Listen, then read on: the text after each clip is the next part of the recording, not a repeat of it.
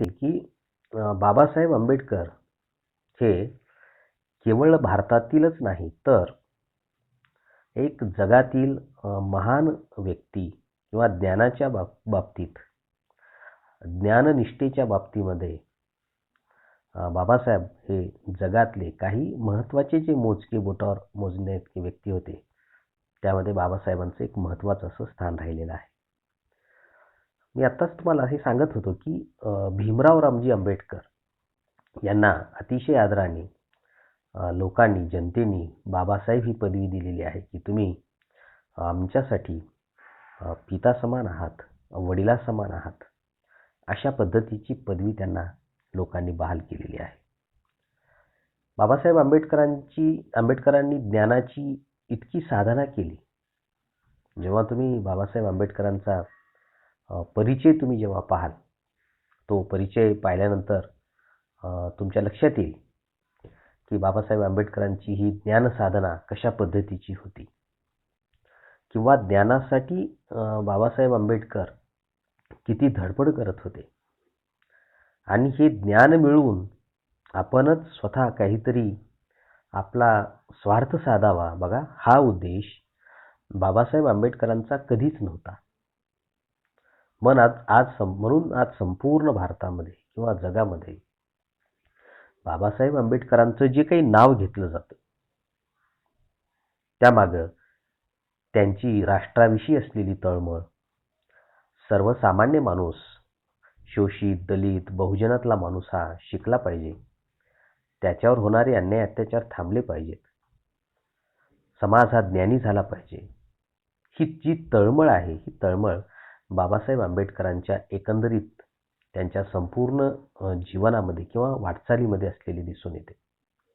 म्हणून लोक त्यांना विचारले होते, कारण बाबासाहेब आंबेडकर शिक्षणासाठी परदेशामध्ये गेले. आपल्याला माहीत आहे की त्या काळामध्ये सयाजीराव गायकवाड काही असे लोकांना, विद्यार्थ्यांना ते शिष्यवृत्ती देत होते परदेशात शिक्षण घेण्यासाठी किंवा अमेरिकेमध्ये शिक्षण घेण्यासाठी. तेव्हा सयाजीराव गायकवाडांनी जे काही 3-4 विद्यार्थ्यांची निवड केली परदेशात शिक्षण घेण्यासाठी म्हणून, त्यामध्ये बाबासाहेब आंबेडकर होते. आणि बाबासाहेब आंबेडकर परदेशामध्ये शिक्षण घेण्यासाठी गेले. मग ते कोलंबिया असेल किंवा लंडन युनिव्हर्सिटीमध्ये त्यांनी शिक्षण घेतलेलं आहे. महाराष्ट्रामध्ये मुंबई विद्यापीठामध्ये त्यांनी शिक्षण घेतलेलं आहे.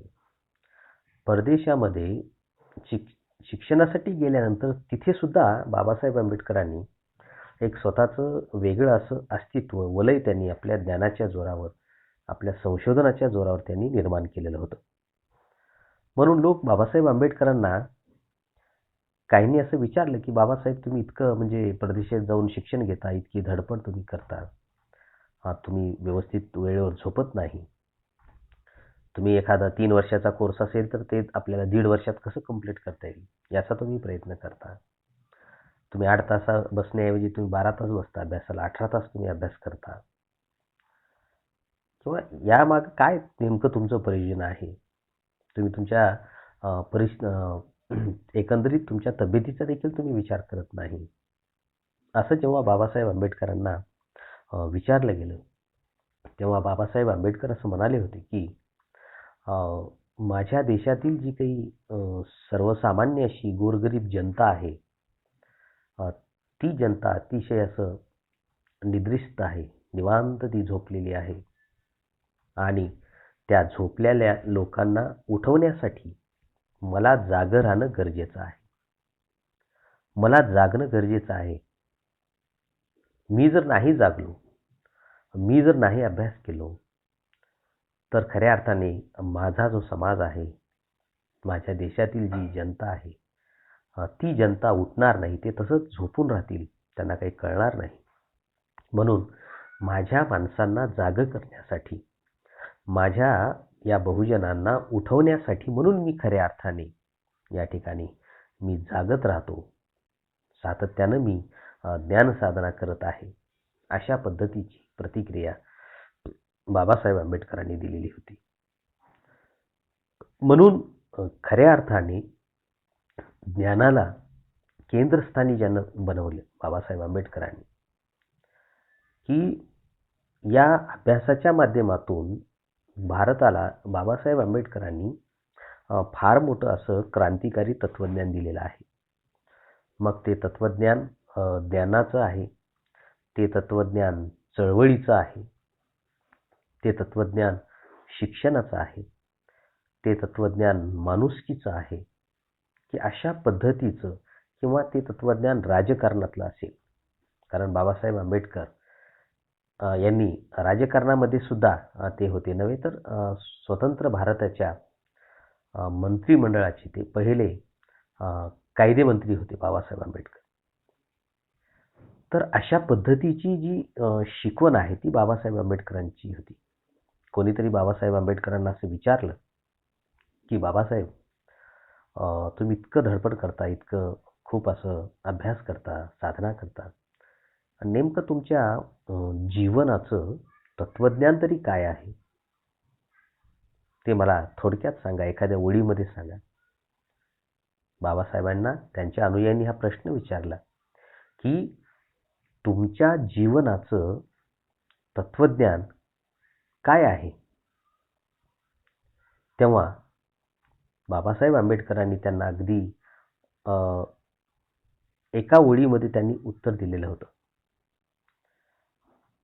की माझ्या जीवनाचं तत्त्वज्ञान स्वातंत्र्य, समता आणि बंधुता हे माझ्या जीवनाचं तत्त्वज्ञान आहे. असं एका वाक्यामध्ये नव्हे तर 3 शब्दामध्ये बाबासाहेब आंबेडकरांनी आपल्या जीवनाचं तत्त्वज्ञान, ज्या अनुयायांनी प्रश्न विचारला त्यांना त्यांनी सांगितलं की स्वातंत्र्य, समता आणि बंधुता हे माझ्या जीवनाचं तत्त्वज्ञान आहे.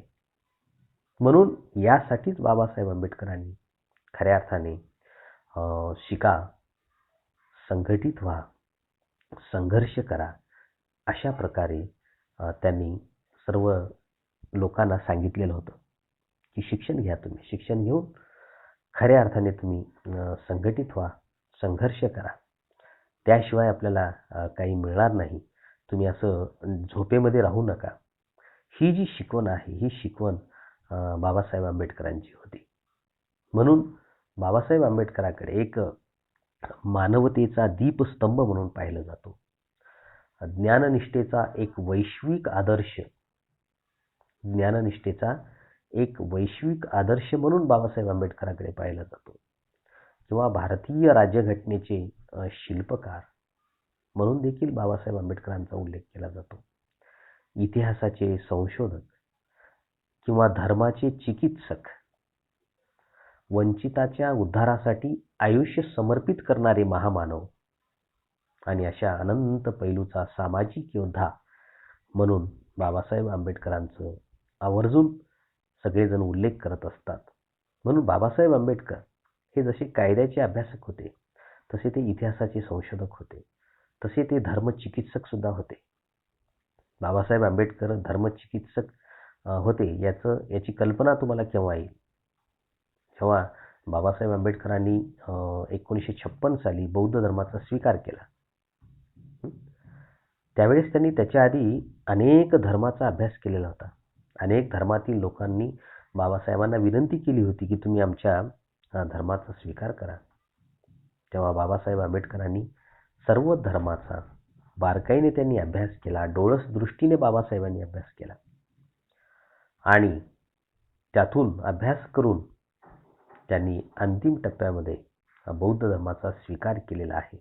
म्हणून बौद्ध धर्माला जी काही चळवळीला जी प्रेरणा मिळाली, जी काही ऊर्जा मिळाली स्वातंत्र्योत्तर भारतामध्ये,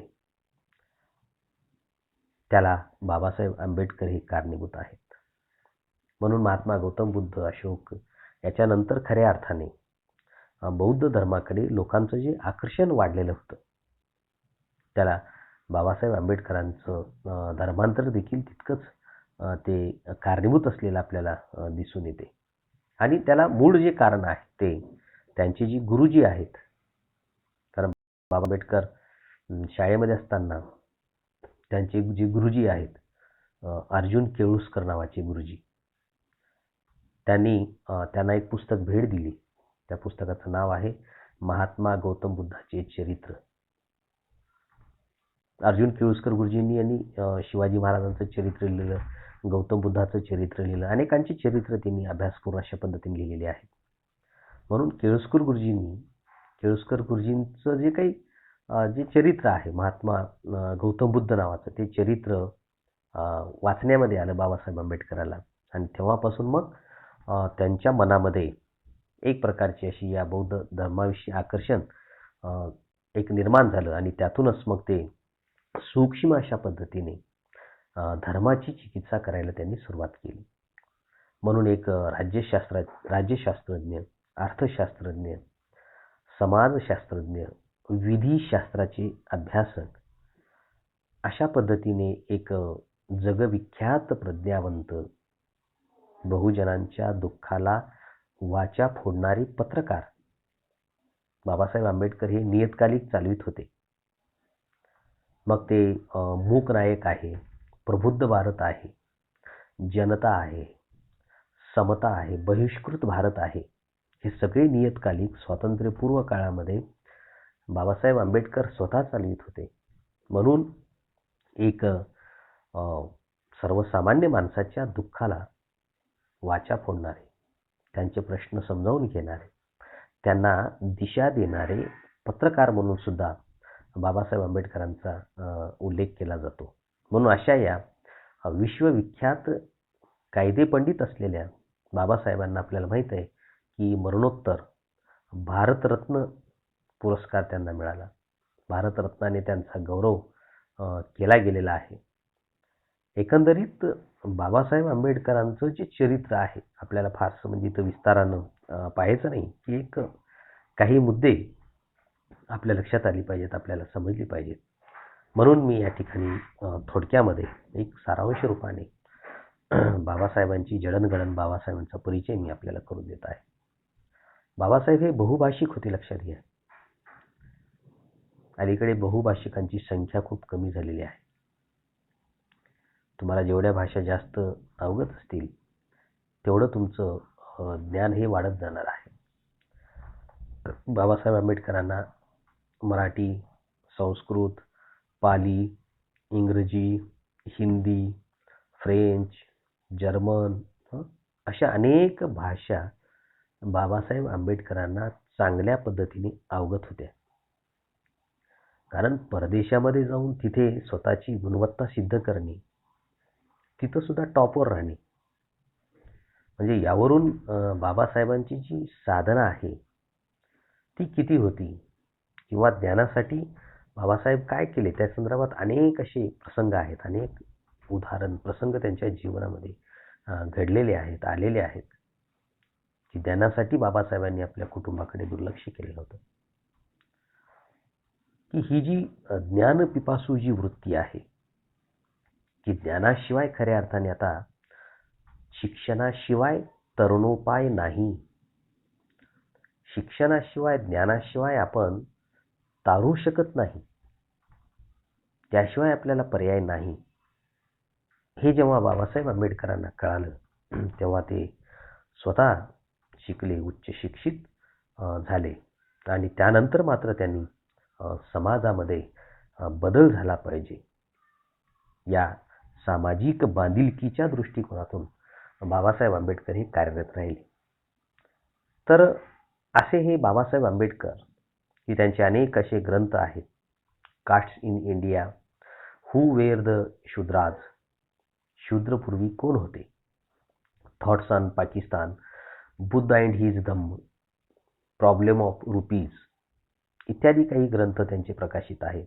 त्यांच्या अनेक ग्रंथाचं वेगवेगळ्या भाषेमध्ये भाषांतर झालेलं आहे, अनुवाद झालेला आहे. अशा या बाबासाहेब आंबेडकरांचा एक पाठ आपल्या अभ्यासक्रमामध्ये आहे आणि त्या पाठाचं नाव आहे भावी जीवनाची उभारणी विद्यापीठात होते.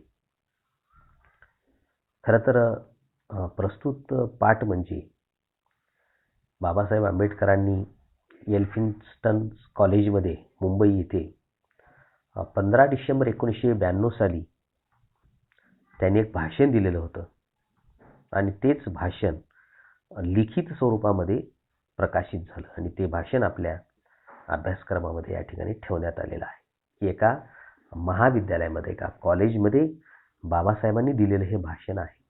आणि हे भाषण विद्यार्थी मित्र हो, आपल्या एकंदरीत शैक्षणिक जडणघडणीसाठी किंवा आपल्या जीवनाच्या उद्धारासाठी बाबासाहेब आंबेडकरांचं हे जे भाषण आहे, हे भाषण अतिशय महत्त्वाचं असं आहे, की भावी जीवनाची उभारणी विद्यापीठात होते.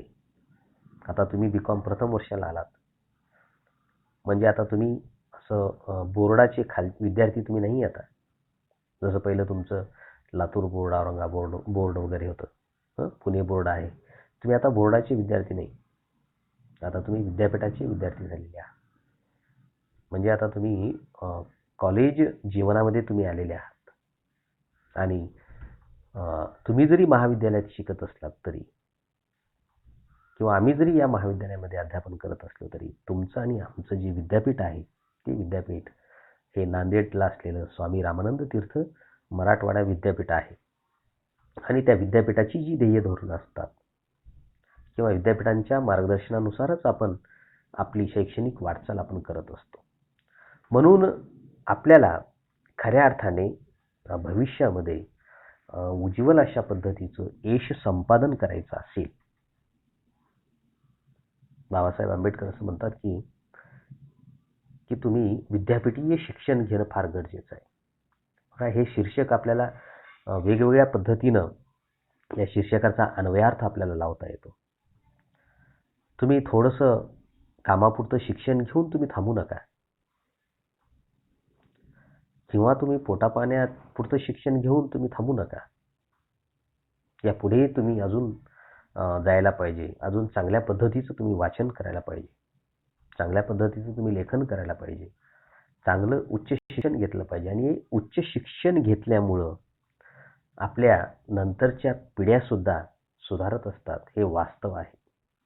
तुम्ही पहा की एखाद्याच्या घरामध्ये समजा कोणी आजोबाच्या काळामध्ये नोकरदार असेल, सरकारी नोकरदार असतील, तर त्यांच्या घरामध्ये ही एक शैक्षणिक अशा पद्धतीची सुधारणा झालेली असते, ती पिढी खूप पुढे गेलेली असते.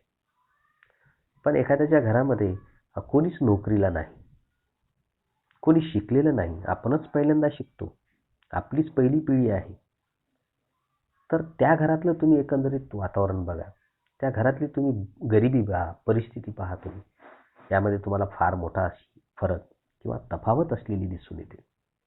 म्हणून आपण विद्यापीठाचं शिक्षण घेतल्यानंतर आपल्या व्यक्तिमत्वामध्ये बदल होत असतो, आपल्या व्यक्तिमत्वामध्ये सुधारणा होत असते, किंवा खऱ्या अर्थाने आपण ज्ञानी होत असतो, किंवा आपल्यामध्ये अनेक अशी गुण येत असतात. आपला एका अर्थाने सर्वांगीण विकास हा विद्यापीठाच्या शिक्षणातून होत असतो. मी तुम्हाला सांगितलं की तुम्हाला मी रनिंग नोट्स कशासाठी काढायला सांगितलं? काढताय ना रनिंग नोट्स? रनिंग नोट्स काढायलात का?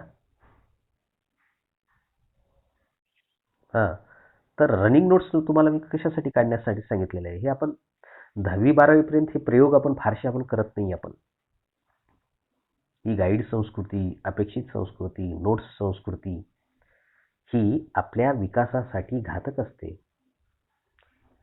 आणि आपण स्वतःहून तो धडा वाचला पाहिजे, त्याच्यावर आपण विचार केला पाहिजे, आणि आपल्या मनाने आपल्याला त्या धड्यावर मूल्यमापन करता आलं पाहिजे, लिहिता आलं पाहिजे. असे वेगवेगळे प्रयोग आपण खऱ्या अर्थाने विद्यापीठाच्या पातळीवर आपण करत असतो.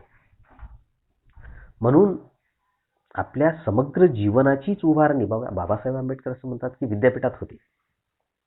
विद्यापीठात म्हणजे विद्यापीठाअंतर्गत येणाऱ्या महाविद्यालयामध्ये जरी आपण शिकत असलो तर त्याला आपण विद्यापीठाही शिक्षणच असं आपण म्हणत असतो. म्हणून बाबासाहेब आंबेडकरांचं हे जे भाषण आहे, हे भाषण आपल्या तुमच्यासारख्या विद्यार्थ्यांसाठी खूप दिशादर्शक आहे. या भाषणातून आपल्याला खूप असं घेण्यासारखं आहे. आजचा विद्यार्थी हा पुस्तकप्रेमी, ग्रंथप्रेमी आहे का? आजचा विद्यार्थी हा आपल्या अभ्यासक्रमाचं तरी वाचतो का? अवांतर वाचन असू द्या बाजूला. आपल्या विद्यार्थ्यांना शिक्षणातले काही महत्त्वाचे असे लोक माहीत आहेत का? असे अनेक प्रश्न स्वतःच हा लेख जेव्हा आपण वाचायला लागू तेव्हा आपण स्वतः आत्मचिंतन करायला लागू की मी कुठे आहे, माझा विकास किती झालेला आहे, मला काय करायचं आहे, माझ्या जीवनाचं ध्येय काय, उद्दिष्ट काय आहे, हे आपल्याला खऱ्या अर्थाने हा पाठ अभ्यासल्यानंतर ह्या सगळ्या गोष्टी तुम्हाला त्या ठिकाणी लक्षात येईल. बाबासाहेब आंबेडकरांनी ज्या महाविद्यालयामध्ये त्यांनी शिक्षण घेतलेलं होतं, ज्या महाविद्यालयामध्ये बाबासाहेब आंबेडकरांनी खऱ्या अर्थाने शिकले, त्याच महाविद्यालयामध्ये बाबासाहेब आंबेडकरांनी बाबासाहेबांना भाषण देण्याचा योग त्या ठिकाणी आलेला होता. त्याच विद्यापीठामध्ये बाबासाहेब आंबेडकरांनी भाषण दिलेलं होतं आणि त्या भाषणाची सुरुवात बाबासाहेब आंबेडकर असं करतात की या कॉलेजात मी 4 वर्षे अध्ययन केले, तो काळ मोठा गोड स्मृतीचा नाही. ते म्हणतात की मी या कॉलेजातील पहिलाच अस्पृश्य विद्यार्थी होतो. माझे मन सवर्ण विद्यार्थ्यात मिसळायला धजत नव्हते. म्हणजेच भीतीमुळे नव्हे, मलाच ते मिसळणे आवडत नव्हते, कारण माझा पोशाख इतरांसारखा झकपक नव्हता व त्यामुळे त्यांच्यापासून दूर राहणेच मला आवडत असे. आजकालच्या विद्यार्थ्यासारखे माझे कॉलेज जीवन तेवढे उत्साही नव्हते. याबद्दल मी कुणालाच दोष देत नाही.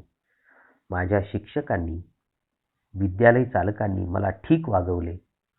त्यावेळच्या विद्यार्थ्यात आणि आजच्या विद्यार्थ्यात जमीन आसमानचा फरक आहे. बघा, बाबासाहेब आंबेडकर असं सांगतात की या लेखामध्ये अनेक जण महाविद्यालयीन जीवन आणि विद्यापीठीय शिक्षण जीवन म्हटलं की प्रचंड अशा उत्साहामध्ये असतात. नाचणं, हसणं, खेळणं, बागडणं हे त्यांचं त्या ठिकाणी चालू असते. बालस्ताव क्रीडा रक्त, एका संस्कृत श्लोकामध्ये असं सांगितलेलं आहे की आपलं असं जे बालपण आहे ना, तरुणपण आहे, ते अधिक करून खेळण्यामध्ये वगैरे गेलं पाहिजे.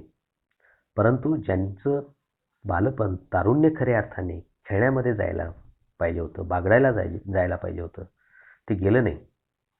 बाबासाहेब आंबेडकर अगदी म्हणजे विद्यार्थी जीवनापासूनच ते नेहमीच असे अस्वस्थ असायचे की आपल्याला काहीतरी करायचं आहे, की आपल्याला खूप शिकायचं आहे, आपल्याला खूप मोठं व्हायचं आहे.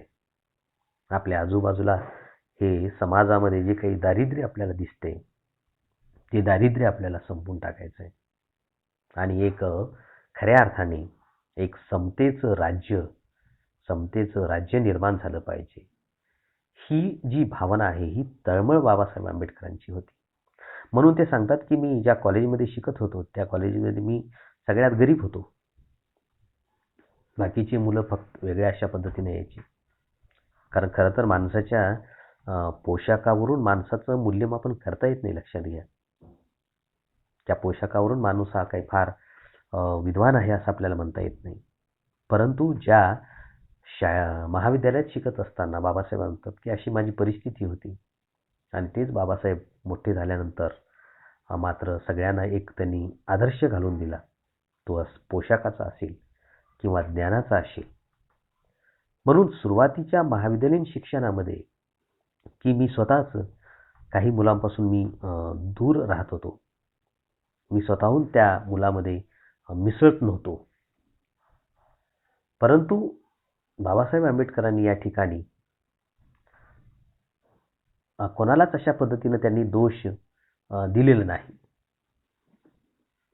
की बाबासाहेब आंबेडकरनी असं सांगितलेलं आहे की माझ्या शिक्षकांनी, माझ्या संस्था चालकांनी मला अतिशय चांगल्या पद्धतीने त्यांनी वागणूक दिलेली आहे, त्यामुळे मी त्यांना कदापि दोष देणार नाही असं ते म्हणतात.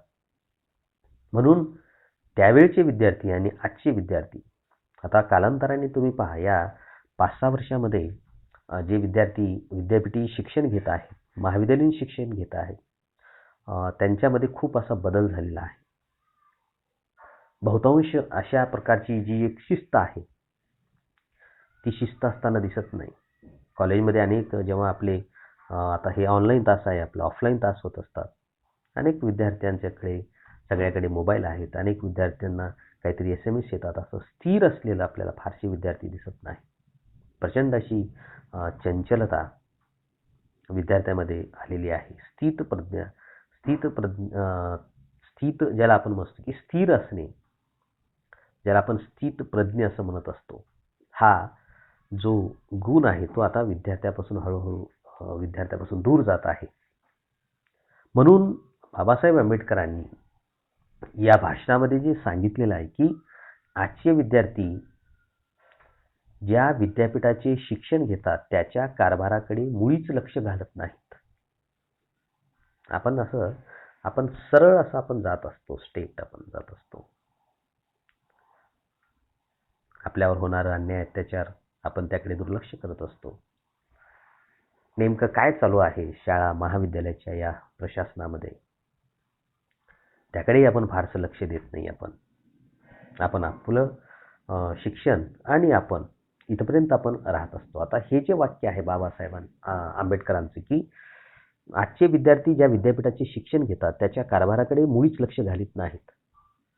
विद्यार्थ्यांनी काय शिकावं हे विद्यापीठ ठरवित असले तरी आपल्या बौद्धिक विकासाला आपण शिकतो ते खरोखरच पोषक व आवश्यक आहे की नाही हेही प्रत्येक विद्यार्थ्यांनी पाहिले पाहिजे. कारण त्यांच्या भावी जीवनाची उभारणी ही याच ठिकाणी होत असते. बघा आपण काय करत असतो की जसं गाई म्हशी असतात की शेतकरी काय करत असतो, त्यांच्यासमोर चारा टाकतो. चारा टाकलं की ते काय करत असतात, चारा खाऊन घेत असतात. तक्रार करतात का, काही करत नाहीत. बाबासाहेब आंबेडकर म्हणतात की आजच्या महाविद्यालयीन विद्यार्थ्यांचं जीवन सुद्धा असंच झालेलं आहे. समोर एखादा अभ्यासक्रम असा आला, मग शिक्षक असं काहीतरी सांगतात, शिकवतात आणि ते मग विद्यार्थी ऐकतात, पुन्हा ते पुढे जात असतात. की आपल्या अभ्यासक्रमामध्ये जो अभ्यास लागलेला अभ्यास आहे, जो काही सिलेबस आहे, अभ्यासक्रम आहे, तो अभ्यासक्रम खऱ्या अर्थाने आपल्या बौद्धिक विकासाला चालना देणार आहे का, प्रेरणा देणार आहे का, आणि त्यामुळं आपल्या जीवनाची जडणघडण होते का, याचा सुद्धा विद्यार्थ्यांनी बारकाईनं अभ्यास केला पाहिजे, निरीक्षण केलं पाहिजे. आणि वेळ प्रसंगी विद्यार्थ्यांनी याचा जाब शिक्षकाला असेल, प्रशासनाला असेल, विद्यापीठाला विद्यार्थ्यांनी विचारलं पाहिजे.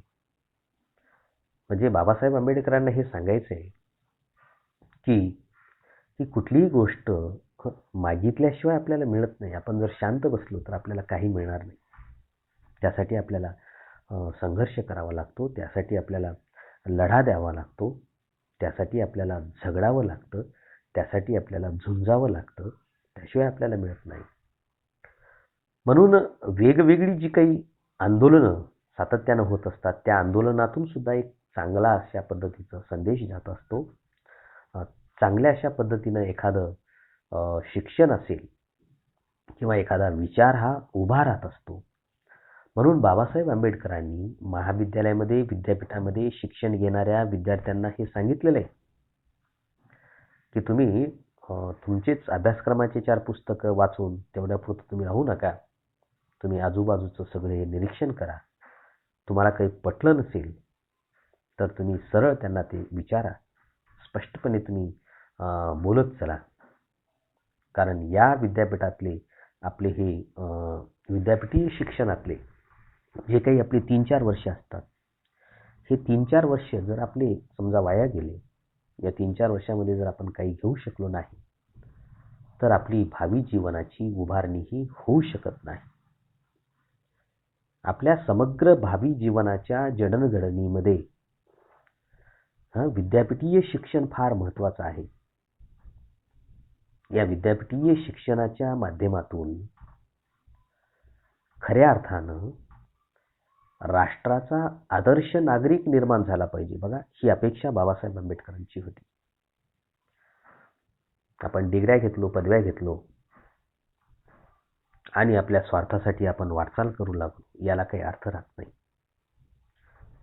म्हणून विद्यार्थी असं आपल्यावर जर अन्याय होत असेल तर त्यांनी शांत बसायला नको. त्यांनी विद्यापीठाला सुद्धा जाब विचारला पाहिजे, शिक्षकांनाही त्यांनी प्रश्न विचारला पाहिजे. केवळ असं शांत राहून आपल्याला चालणार नाही. म्हणून बाबासाहेब आंबेडकर या भाषणामध्ये असं सांगतात की तुम्हाला जर आदर्श नागरिक व्हायचं असेल, राष्ट्राचा आदर्श नागरिक प्रत्येकाला व्हायचं आहे. राष्ट्राचा आदर्श नागरिक होण्यासाठी प्रत्येकाला विद्यापीठाचं शिक्षण घ्यायचं आहे. पण हे शिक्षण आपल्याला खऱ्या अर्थाने डोळस दृष्टीनं घ्यायचं आहे. या शिक्षणाच्या माध्यमातून आपल्याला अवांतर अशा पद्धतीनं खूप असं वाचायचं आहे, शिकायचं आहे. केवळ अभ्यासक्रमाची पुस्तकं वाचून आपल्याला चालणार नाहीत तेवढीच. उच्च विद्यालयीन शिक्षण घेणाऱ्या विद्यार्थ्यांच्या कॉलेजची 4 वर्षे संपून जातात. बाबासाहेब म्हणतात की ते विद्यापीठाच्या पदव्या घेऊन बाहेर पडतात विद्यार्थी, पण त्यांना या जगातले महान शिक्षण शास्त्रज्ञ माहीत नसतात.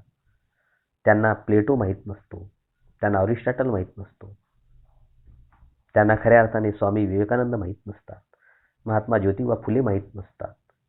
म्हणजे विद्यापीठाचं शिक्षण घेतल्यानंतर विद्यापीठाचं शिक्षण घेतलेल्या विद्यार्थ्यांना जर आपल्या या राज्यातील, भारतातील, जगातील चांगले चांगले शिक्षण तज्ज्ञ, समाज शिक्षक जर माहीत नसतील तर खऱ्या अर्थाने आपल्या शिक्षणाला काही अर्थ राहत नाही. म्हणजे यातून बाबासाहेब आंबेडकरांना हे सांगायचं आहे की आपण आपल्या अभ्यासक्रमाच्या शिक्षणाबरोबरच, आपल्या अभ्यासक्रमात असलेल्या पुस्तकाबरोबरच आपण विद्यापीठीय जीवनामध्ये विद्यापीठाचं शिक्षण घेत असताना आपण अवांतर अशा पद्धतीचं शिक्षण घेतलं पाहिजे, अवांतर अशा पद्धतीचं वाचन केलं पाहिजे. तरच खऱ्या अर्थाने आपली बौद्धिक कक्षा ही रुंदावत असते. आपण बौद्धिक मानसिकदृष्ट्या खऱ्या अर्थाने आपण समृद्ध होत असतो. म्हणून या अभ्यासक्रमातलं शिक्षण तर आपल्याला घ्यायचंच आहे, पण एवढ्यावर तुम्ही थांबू नका. कारण या विद्यापीठी एक तुम्हाला खूप चांगली संधी आहे. या 3-4 वर्षामध्ये एक चांगलं वाचण्याची तुम्हाला संधी आहे, चांगल्या प्रकारे लिहिण्याची तुम्हाला संधी आहे, चांगलं बोलण्याची तुम्हाला संधी आहे. या 3 वर्षामध्ये आपल्या